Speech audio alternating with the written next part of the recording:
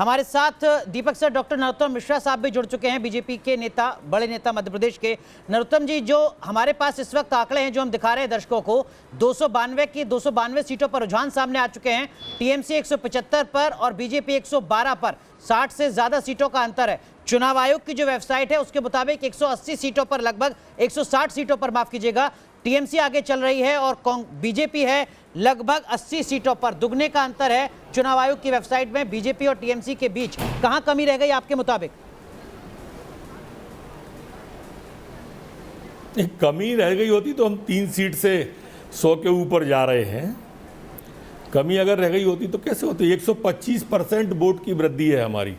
लेकिन हमारी मान्यता है कि हम, जैसे बिहार में भी इसी तरह का ट्रेड आया था, आप बिहार का याद करेंगे तो पिछले चुनाव की बात कर रहा हूँ मैं, ज़्यादा पीछे नहीं ले जा रहा आपको। और उसके बाद में हम बिहार में सरकार में हैं, बहुमत आया था हमारा, और ऐसे ही हमारा यहाँ पर भी आएगा। दीपक सर। जी नरोत्तम जी, मैं आपसे जानना चाहता हूं, आपने कई सारी कॉन्स्टिट्यूएंसीज का प्रभार संभाला, एक बड़े सेक्शन के आप बंगाल के अंदर प्रभारी थे।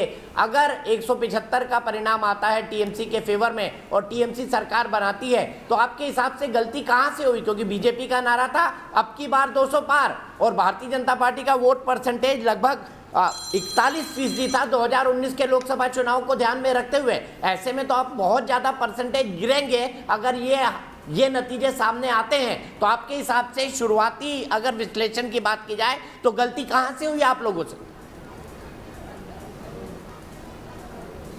गलती नहीं, हम 3 सीट से आगे बढ़े हैं आदरणीय चौरसिया जी, गलती कहीं नहीं है। और अभी इसमें परिवर्तन आएगा रुझानों में, बिहार की तरह ही परिवर्तन आपको आखिरी में देखने को मिलेगा।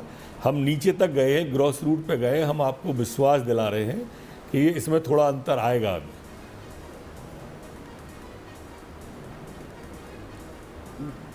आपके हिसाब से किन मुद्दों ने ग्राउंड पर काम किया? क्योंकि आप लंबे समय तक वहां पर कैंपेनिंग में थे, कौन से मुद्दे थे जो बंगाल की जनता को अट्रैक्ट किए और जो आपने प्रमुखता से उठाए?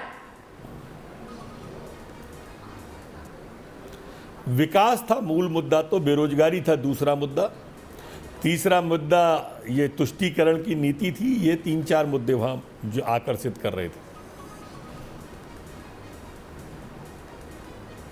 दीपक सर, आपको क्या लगता है कि जिन मुद्दों की बात यहां पर नरोत्तम जी कर रहे हैं कि आशातीत सफलता?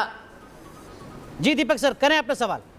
हाँ, आप बोलिए अनुराग, कुछ कह रहे थे? जी, मैं आपसे ये कह रहा हूं कि जो बीजेपी को के मुताबिक, मैं ये कह रहा था कि आपको इन तमाम मुद्दों पर आशातीत सफलता नहीं मिली, क्योंकि अगर आपने आपकी बार 200 पार का नारा दिया था तो कम से कम बराबर पर तो चलते रहते। अब तो 60 से ज्यादा सीटों का अंतर आ गया नरोत्तम जी, जिस गैप को फिल करना काफी असंभव सा दिखाई देता है। दीपक जी, वैसे नारा इलेक्शन के अंक गणित के हिसाब से नहीं तो नारा क्या देते वैसे? अब की बार 3 की जगह 30 को पार, बहुमत तो पार करने का उत्साहजनक तो नारा देते ही हैं। नारा हमेशा बड़ा ही दिया जाता है, ऐसा नहीं है कि बंगाल में ही दिया है, सभी जगह उत्साहजनक नारा दिया जाता है और परिणाम भी आते हैं। भारतीय जनता पार्टी के लिए जो परिणाम दिख रहे हैं ये उत्साह बढ़ाने वाले हैं। निराशाजनक तो उनको होंगे जो केरल में समुद्र में तैर के निकल आए पूरी पार्टी को डुबा के। निराशाजनक तो उनके लिए होंगे जिनके 00 आ रहे हैं। पश्चिम बंगाल में 30 साल राज करने वाले 00 पे हैं, जो देश तोड़ने वाली ताकतों को कहीं किसान आंदोलन में भड़काते हैं, कहीं दूसरे लोगों को जब सीए आता है तो भड़काते हैं। पर पश्चिम बंगाल में आपने देखा 00 लेके आते हैं, वहाँ एक भी नहीं जाता जो उस आंदोलन में अपने आप को कम्युनिस्ट विचारधारा के समर्थक कहते हैं। तो ये लोग जो डूब रहे हैं, आप उनकी बात करो। भाजपा तो हर जगह गेन कर रही है। जहाँ सरकार थी आसाम में, वहाँ भी हमने गेन किया, जहाँ 3 थे वहाँ भी गेन किया, और हमने पांडिचेरी में वहाँ भी गेन किया। 3 प्रदेशों में हम गेन कर रहे हैं। हमने हमारा प्रदर्शन केरल जैसे प्रदेश में अच्छा हो गया, हमारा प्रदर्शन तमिलनाडु जैसे प्रदेश में अच्छा हो गया, वोट परसेंट हमारा दोनों प्रांतों में बढ़ गया। तो वो पार्टी जो लगातार बढ़त हर प्रदेश में बना रही है, आप उसको कह रहे हो चूक का हुई? अरे जरा इनसे तो पूछ लो जो पूरी पार्टी डुबा रहे हैं, दोनों के दोनों दल। दीपक सर, देश की जनता ने टुकड़े गैंग का समर्थन वाले सब लोगों को नकार दिया। दीपक सर, एक बात तो आप मानेंगे सर, जो बात नरोत्तम जी यहाँ पर कह रहे हैं कि देखिए नारा हमेशा बड़ा ही दिया जाता है। ये बात तो सच है सर, और ये बात हर पॉलिटिकल पार्टी पर लागू होती है।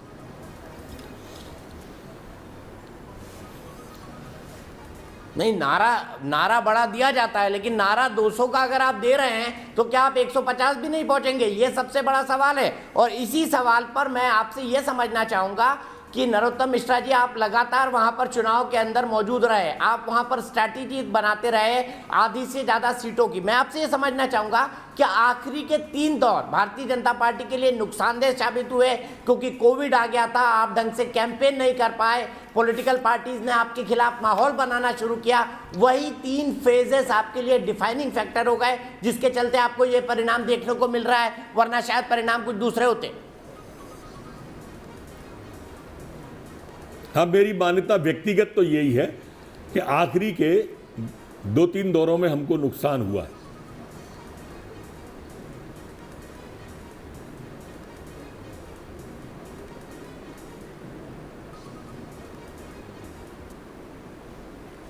और आपके हिसाब से इसके नरोत्तम जी क्या क्या कारण रहे?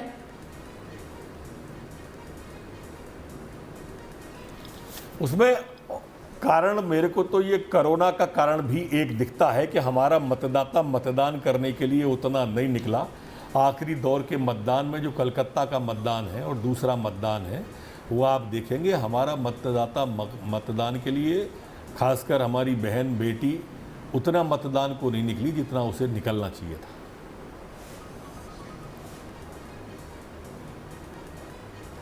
तो आप क्या मानेंगे, ममता दीदी बहुत ज्यादा लकी हो गई, बहुत ज्यादा किस्मत की धनी है वो?